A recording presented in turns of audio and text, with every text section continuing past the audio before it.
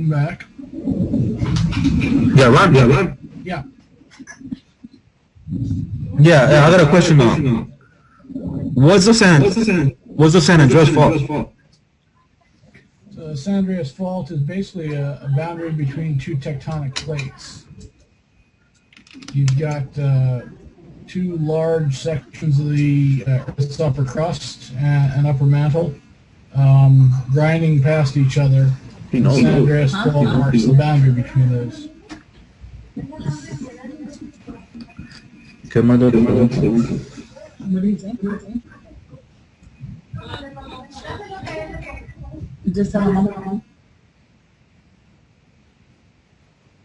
Yeah, I'm in California. Are the San Andreas Falls over here in California? Yes, absolutely. What part of California are you from? I'm from Los Angeles. Yep. San Andreas Fault runs to the east of LA, to the east of the LA basin, and it runs northeast toward San Francisco. All right. A lot of faults in that area related to the San Andreas, though. It's not just the one big fault, the San Andreas. It's a couple of them. Where are you from? Currently, Hays, Kansas.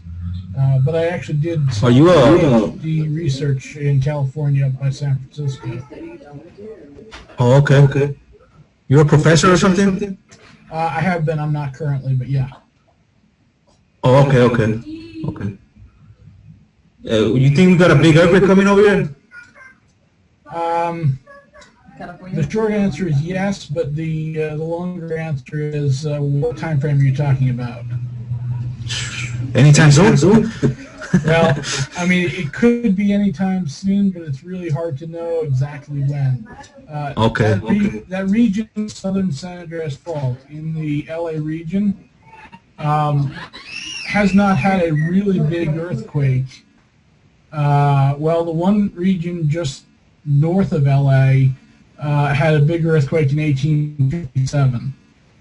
And the area southeast of that, so to the east of LA, its last big earthquake was before there's any written history. We know that area probably has a lot of strain built up, a lot of stress and strain built up, so it's primed for a big earthquake. And of course, it's certainly possible to have lots of little quakes too. When is it going to go? We can't tell you with any certainty. We can give you probabilities, over the next decade, and I don't know the specific probabilities for LA, but you're likely to feel a significant quake in the next decade or two, and I don't know, specifically that's going to be a San Andreas Fault quake, but you're best to be prepared for one in case it does happen, because you're unlikely to ever get, short-term warnings. What's your opinion about Apocalypse 2012? It's great for the media. I'm sure Hollywood loves it. But, you said it's great for the media. I don't spend any time worrying about it. Yeah. They're just trying to make some money out of it. Pretty much, yeah. Yeah. A lot of people are scared of that over here, man. Well, yeah, the movie, taking place in L.A., so I can see why that certainly is on people's minds. But, yeah, I wouldn't bet any money on it actually happening. Yeah.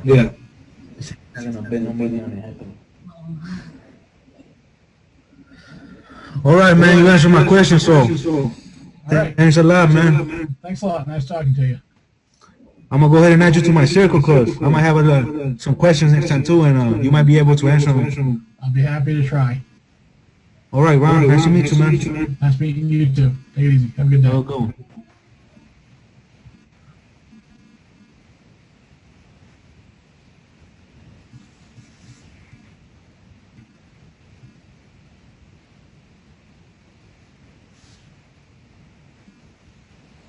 Hey, Ron, how are you? What's new? Just us? Yeah, I had one other person come on earlier, but he's already gone. Quiet Monday. Oh, I didn't have a whole lot. That's all right. But I did have a lot. Go ahead, fire away. I was looking at an article, I think it was yesterday, someplace on Google Plus, where I guess there were 3 minerals after the Apollo lunar landing that they thought were exclusive to the moon. And I guess since then, 2 of them had been found, and then there was a 3rd one called like tranquilite or something like that that had been found out in Western Australia. So it just got me thinking about minerals and how they're named and how they're discovered and so forth. Some of the names I noticed were sort of like names out of organic chemistry that I assume somewhat define the chemical makeup. And I thought that's how it worked. And then I found out, well, now you can have tranquilite. Yeah, there's there's no standard naming convention. There are a few preferred naming conventions. I mean, ite is a common end to a mineral, and naming it after the location where it was first found is also a fairly common sort of thing. So you do get, but you also get things named after people, things named after sometimes the chemical composition. Or some chemical element within the mineral. And then, there's also minerals that go by different names. Sometimes there are a bunch of varietal names. Sometimes you've got, a historic name that's been used for something that was never formalized, and then a more formalized name.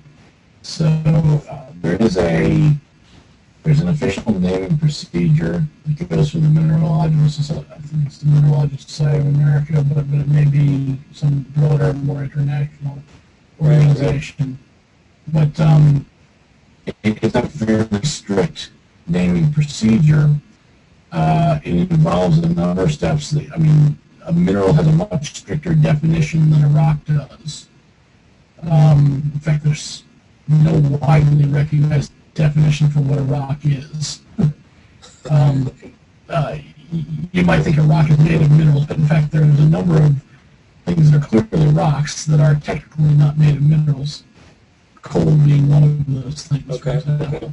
Well, what strictly defines a mineral then? Okay, so the classic definition that I always gave in my intro geology class, even the mineralogy class, has 5 parts, and the 5 parts are, I would say, 3 that are kind of less important, and then 2 that are critical. So the 3 that are less important, it has to be solid.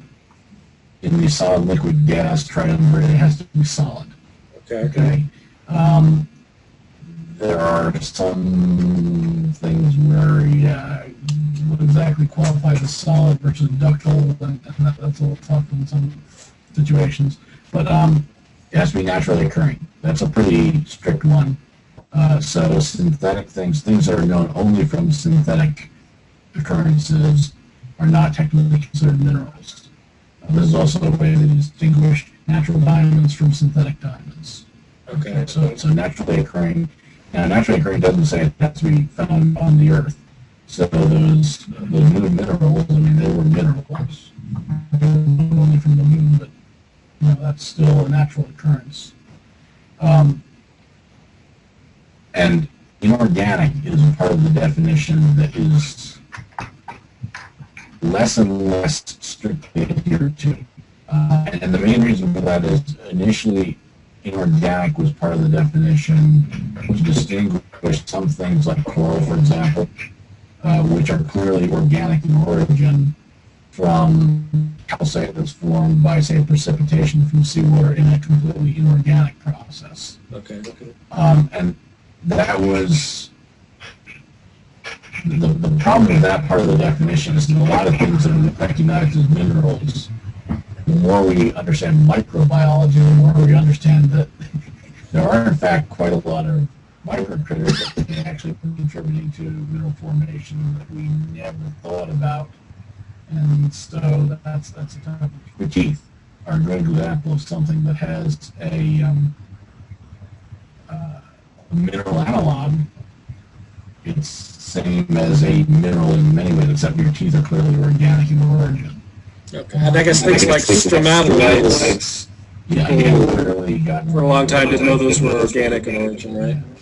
Yeah, I mean, this becomes a little bit of another issue, which is saying, okay, let's say we've got limestones deposited in a whole bunch of shells on the beach. Well, the shells are clearly organic in origin. If we metamorphose that limestone and recrystallize it into a marble, is it still organic in origin? Or are those calcite crystals now formed during the process of metamorphism and therefore, inorganic now? Yeah, that's fuzzy. So the organic part of the definition is maybe the one that is most readily jettisoned, although things that are clearly organic are generally not considered minerals. So you mentioned diamond. Are diamonds considered a mineral? There are certainly natural diamonds that are considered minerals. Yeah, that come up from kimberlites in southern Africa and elsewhere. Those are coming out of the naturally occurring. Let me get to the other two parts of the definition. I'll come back to diamonds because diamonds are a great example. The two parts that I think are the most critical parts of the mineral definition are: it's got to have a characteristic chemical formula.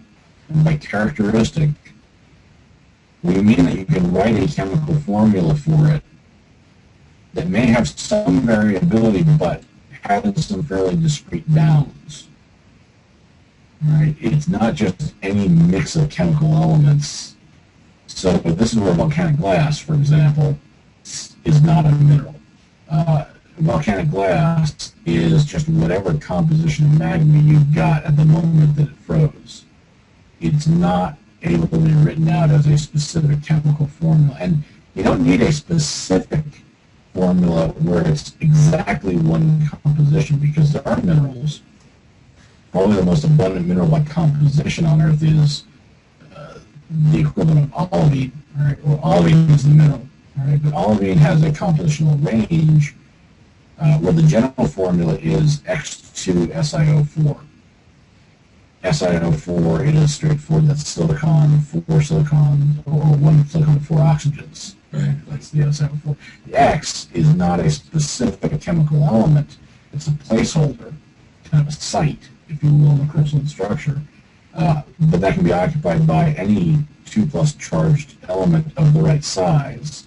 And the most common ones are iron and magnesium. And in fact, there's a complete solid solution there between the iron and magnesium members. So there's 2 of those X sites, and they're either filled by 1 iron, 1 magnesium, or 2 irons or 2 magnesiums, or the composition of the entire mineral with some percentage that adds up to 2 total places. So that's the characteristic chemical formula. And then there's crystalline structure, the last part. This kind of goes hand in hand with solid. And there was another post that Charles Carey had up on Google Plus, you might have seen, that was asking about these quasi-crystals, whether they would be considered minerals. And my answer to that was a fairly rigid, well, if it's not a crystal, it's not crystalline, it's not a mineral. I mean, if there's some reason to call it a quasi-crystal, it's not fully crystalline. Okay.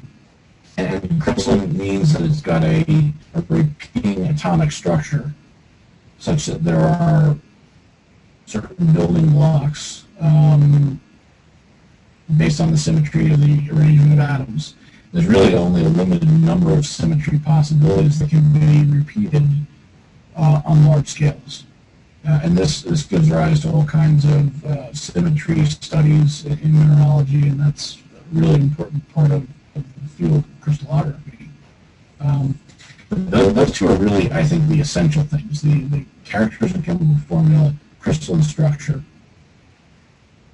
Certainly, when I taught mineralogy classes, those were at the heart of explaining what's the essence of any mineral. I give you an example. Diamonds have the chemical formula carbon, pure carbon. Graphite is another mineral with the same chemical formula. All right? Graphite and diamonds both have the exact same chemical formula, and they're called polymorphs because the difference between those two minerals is the crystalline structure. Graphite basically has sheets of carbon atoms bonded, and then very weak van der Waals bonds between the sheets. Whereas diamond is a three-dimensionally covalently bonded structure, so a strong in all directions. And that's what gives diamond its really high hardness, whereas graphite peels apart on those like you can use it as a pencil. Right. It turns out, interestingly, that the graphene sheets, the individual sheets of carbon that make that up, this is, of course, what's being used in a lot of yeah, it's actually stronger. The sheets themselves are actually stronger. They have stronger bonds than the carbon bonds in the diamond. Wow. So this is also what makes all the carbon fiber composites are basically rolled tubes of graphene sheets. All right, so graphene sheets that are rolled up into a tube, and it's very lightweight. It's got interesting physical and chemical properties, electrical properties. There's all kinds of stuff coming out. To give you an alternate example, two minerals that have the same structure, but different chemical compositions, would be an example like halite, which is rock salt. All right, just sodium chloride, what you got in your salt shaker on the table. And that's just sodium chloride, NaCl, basically in a nice square grid, repeating sodium chlorine, sodium chlorine, sodium chlorine in all directions, right, just alternating. And then another mineral that has the same structure but different chemical composition would be lead sulfide. This is the mineral galena. All right, galena is one of the primary ores of lead. And it's basically just a lead sulfur, lead sulfur, lead sulfur in that same structure. Those two minerals have similar behaviors in that they both break along those planes of a cube. All right, they have the same cleavage. They break, but they're very different in terms of their density, their color, their chemical composition, obviously. So yeah, that's the essence of it. As far as those, the three examples from the moon, what the moon has that the Earth doesn't have, what the Earth has that the moon doesn't have is the Earth has this oxygen-rich atmosphere. Most of the samples at the surface of the Earth are formed, in somewhat close association with that atmosphere. Not all of them by any means, but the moon has much more reducing conditions. And so from a chemistry standpoint, you do get some sorts of chemical species that are much more common on the moon than you would have on the Earth. Usually there are localized areas on the Earth where you have similar types of environments. The other thing that could be very different between, say, an Earth-based mineral and one found elsewhere in the solar system or elsewhere in the galaxy or wherever would be pressure conditions. Sure. Pressure and temperature conditions, and we have minerals that are formed at or near the surface of the Earth. There are also minerals, of course, formed deep inside of the Earth, and if you were to take any given meteorite that falls out of the sky, some of those, have formed in bodies that were once planetary bodies, and they formed deep inside of those, and then through whatever process, the Death Star coming and blowing your planet up, they've found their way to the surface of the Earth. So, that's kind of minerals in a nutshell. Yeah, I appreciate it. So are new minerals being discovered all the time, or? Yes, but I'll put it this way, not real common minerals. The most common rock-forming minerals, if I tell you about 20 minerals, it would be 90% of all the stuff you'll ever see in your life. Maybe more than that. If I tell you about 100 minerals, it's probably 99% of all the stuff you see in your lifetime. What makes these less abundant ones important is they often have economic value. Sure. And so, ores are one of those sorts of things. And, as chemistry takes more and more advantage of unique properties of rare earth elements, for example, some of these really rare minerals turn out to be economically good. As far as, are other minerals being found? Yeah, they are. I forget what the total numbers are now, but it's something in the order of 2,000, 4,000 total minerals that have been enumerated. And you get maybe a dozen or a couple dozen a year being discovered. Usually unusual combinations. What's fundamentally important is that the reason that you have so few common minerals is that you've got a limited set of chemical elements. Now it's 90 or so naturally occurring chemical elements plus a few radioactive ones. But more than that, there's only a handful of really common elements in terms of percentage of the Earth's crust. And it's only about 10 that are really common. And then the ways that you can glue those together to form a mineral structure is fairly limited as well. Again, the symmetry limits that. So that explains the relatively low number of common minerals. So Jack, welcome aboard. I haven't had a chance to really meet you yet, so got a question about geology? Question about geology, anything? No, I just been bored, so I logged on here. Welcome to that's okay.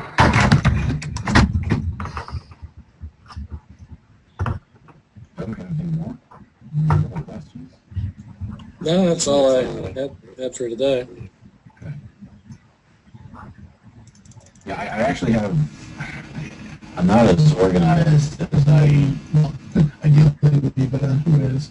I've got all my lecture notes, and I've got lots of mineralogy and intro geology. That minerals explanations one I go through every year, and so it's a real familiar one to me. And there are actually some pretty nice illustrations. What would be even better, and of course I don't have access to these anymore, is the crystalline structure models. They make these ball and stick, models with little balls and little spokes between them. And you've probably seen one of these, halide or something like that. They also make a bunch of other types of models, but boy, there's a lot to go into if you dig down into it. I mean, the mineralogy course, you spend a large chunk of the semester not just memorizing minerals, but actually learning about what's different about all those structures and the chemical properties. That's essentially the key to understanding all of this.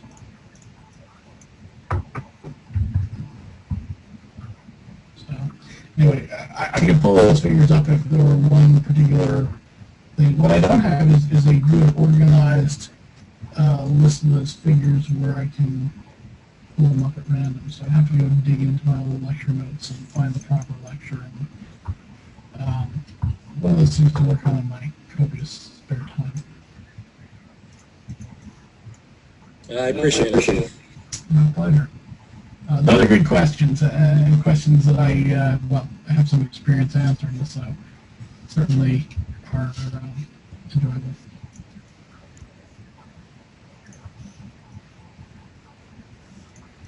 Anything else?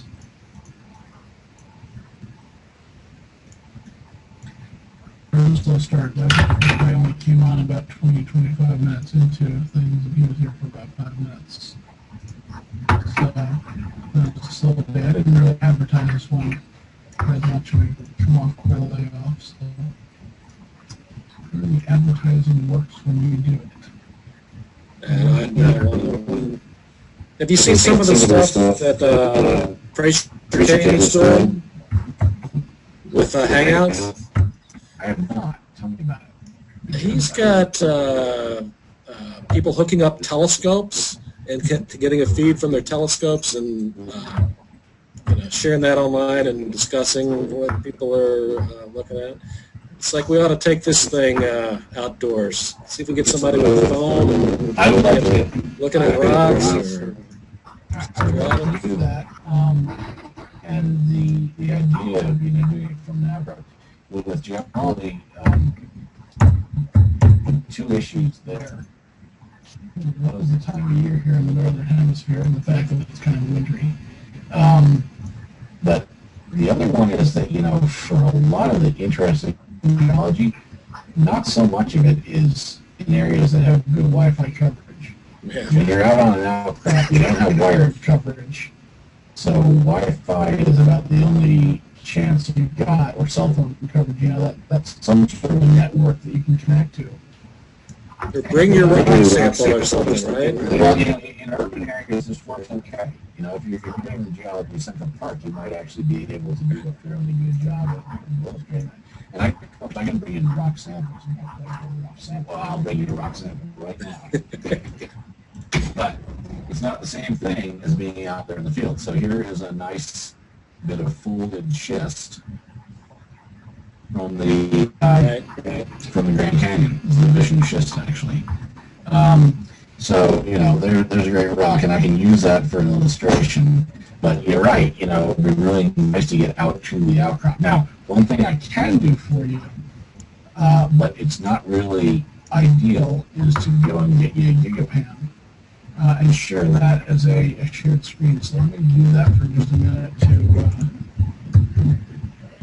find a geological Gigapan. Let's see. No, I'll just show you. Take me a minute to get to it.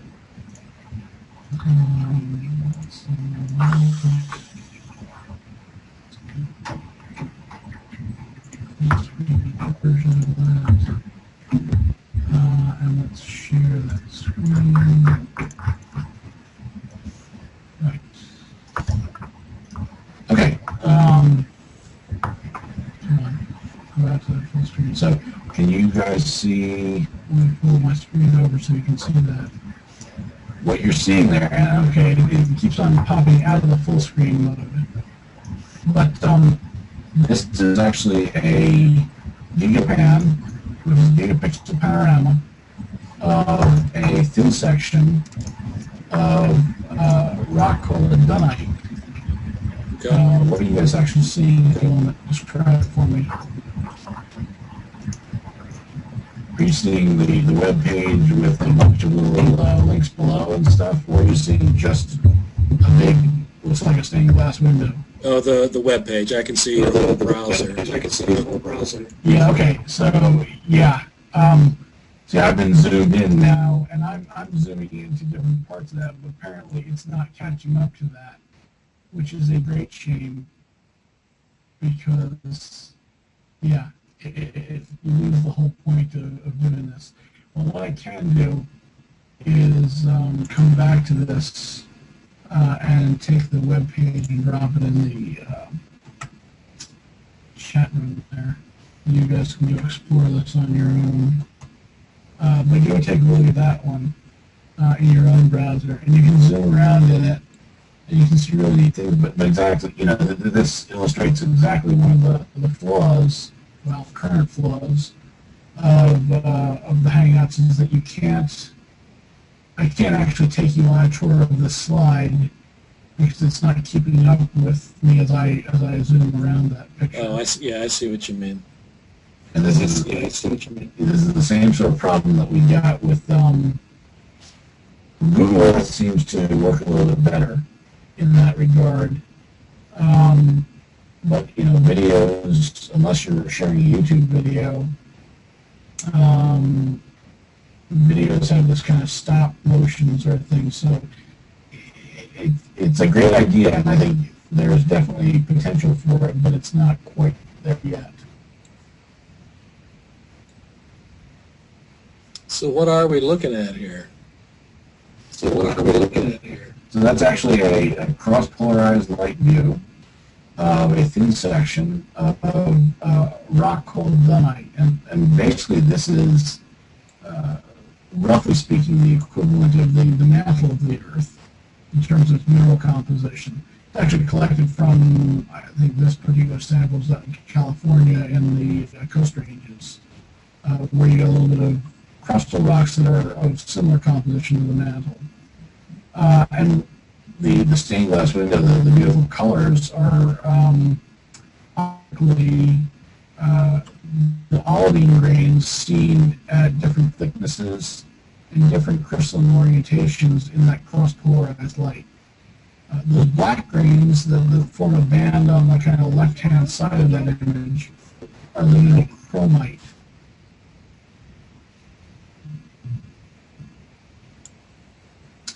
There's more to see there, but again, it's a little hard for me to narrate that without being able to actually take you through it.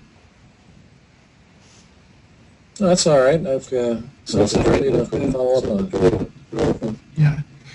There's another, if you want to go look at that, there's another, if you go to the ViewPanda website and search in their search box, and you search on dunite, there are two samples, D-U-N-I-T-E, named after the dun weathering color. There's actually two thin sections, or two views of that same thin section I made. One's a plain polarized light version, one's a cross polarized light version. If we actually had this in a microscope, what we would do is we would rotate the stage. In cross polarized light, you'd see all that stained glass window turn color like a kaleidoscope. It's pretty spectacular. And of course, if I had a microscope that I could hook up to this feed, which when I was teaching at the university I could have done, but now I don't have that capability, so I can't show you a live view down the microscope. That'd be a fun thing to try, though. Petrographic microscope costs about $10,000.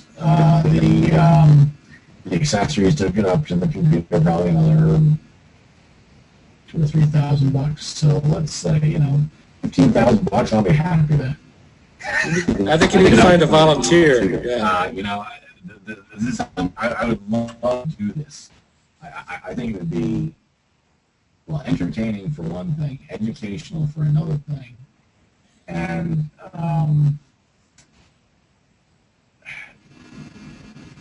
the university, of course, you were doing this for the students that were paying tuition, and that's how you were able to ultimately afford that donations from industry. Now while I'm unemployed, I'm just money to pay the rent right now, so buying a petrographic microscope is definitely lower on my list of priorities. But I would love to find a way to do this because it would be great teaching learning experience. And with the university, when you're doing this, of course, nobody prevents you from, or generally nobody prevents you from sharing it with the world. But your focus tends to be on those folks that are paying the bills. Right. I would love to do this where my main focus was sharing it with the world. And I have yet to find a way to fund that and fund me. I'm open to suggestions. Well, I don't want to spend my life writing grants. I would imagine. That's not what I want. I want to do this stuff. I don't want to beg for money to do it.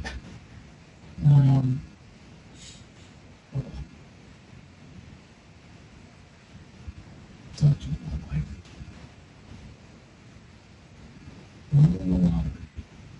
Well, that's one way. Yeah.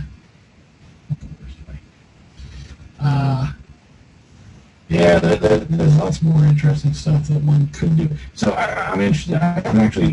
I'm following Fader, but he's not one of the circles that I follow real closely. So he's clearly innovating here, and I would love to be innovating more here. But again, it's I've got limited resources at this point, so don't know what to tell you. But thank you for the tip. I'll certainly look a little more closely at what he's doing. I've got to reorganize my Google Plus circles to prioritize not so much the topical area that people cover, but who's actually using it actively. I'm going to make a few circles of people who are actually. Yeah, I mean, it's definitely experimenting. You don't hang out. Sometimes they work, sometimes they don't. Yeah, well, but I mean that's useful in either case because you're learning something by trying, and you know if we can all learn from the mistakes that don't work, we don't have to repeat them. So you know it'd be as interesting to me for the failed experiments as for the successful ones. Plus, you know, sometimes that just spurs good ideas. Well, I get a lot of value out of these. So it's like, you know, I have no geology background, and to have access to somebody like you. It's I wish more people were able to take it, willing to, able to, aware of it, to take advantage of it, whatever the case may be. well, you know, the first time I found it, it was just serendipity. I got a Chrome plug-in, and I saw a list of Hangouts, and I was like, oh, geology. Yep. Which is exactly what the earlier Person was because he was clearly from LA, and his question was about the San Andreas fault, but you know he definitely did not strike you as the kind of person who was, you know, first and foremost out there looking for geology. He really found this because of some sort of a plug-in that Right. found random Hangouts and came up with an interesting question based on that. Yeah.